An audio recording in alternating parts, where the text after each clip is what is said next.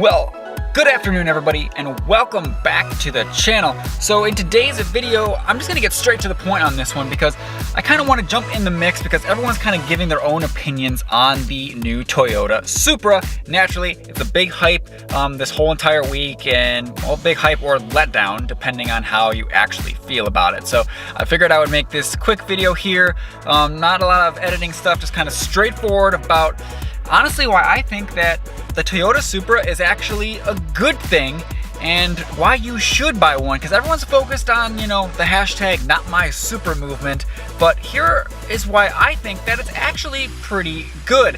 So we're in the Skyline right now, just chilling.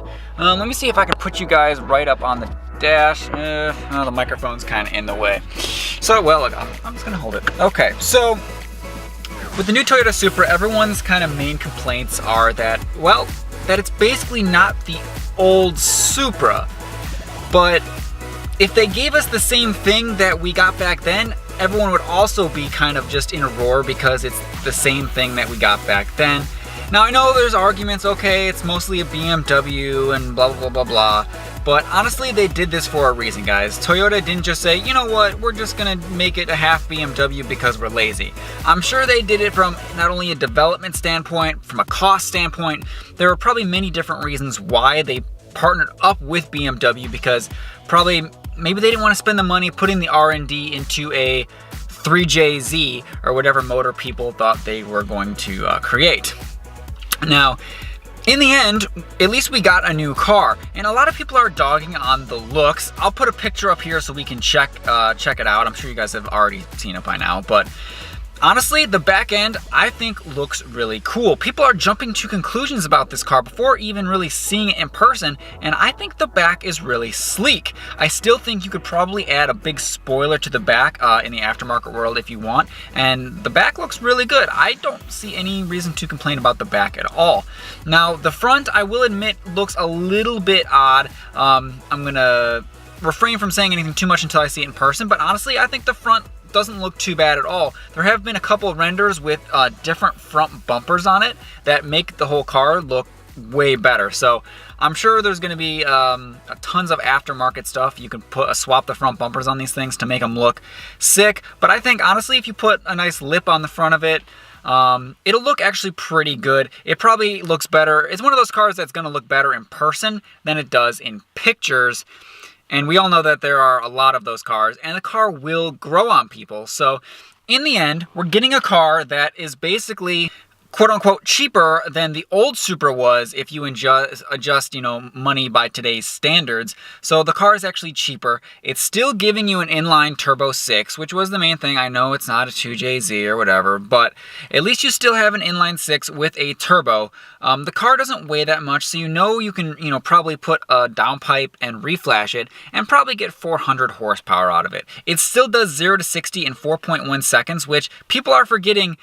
That's not slow, guys. It's not like it does 0 to 60 in 6 seconds where it's like, oh, what the hell? It's like, it's 4.1 seconds. I think we've gotten spoiled in today's market where if it doesn't do 0 to 60 in like 3 seconds, we're like, it's slow, whatever. It's like, it still does 0 to 60 in 4.1 seconds. I'm sure with a simple downpipe and reflash, you're going to be well into the 3-second range, which is pretty good. The only dog I will say is that they're not including a manual transmission option. So that's a little bit of a letdown. That's one I will give all the haters out there. They should have at least had a manual option. I'm sure the auto is probably pretty good. It's a BMW stuff, so I'm sure it's fine, but a manual would have been nice in that regards. In the end, what did we get, guys? You have to look at what we got and what people are really dogging on. So we got a rear-wheel drive, inline turbo 6 Toyota Supra. That's not bad, right? It's not bad, and I think people are just not giving it a fair chance. I think there's going to be a lot of aftermarket support for it. I think that it's overall going to be a very fun car to drive, and that's kind of what's most important. People forget when the Toyota GT86 or BRZ, whatever you want to call it, came out, a lot of people were dogging on that, right? Oh, it's got no turbo in it, it's slow, it doesn't look good, whatever.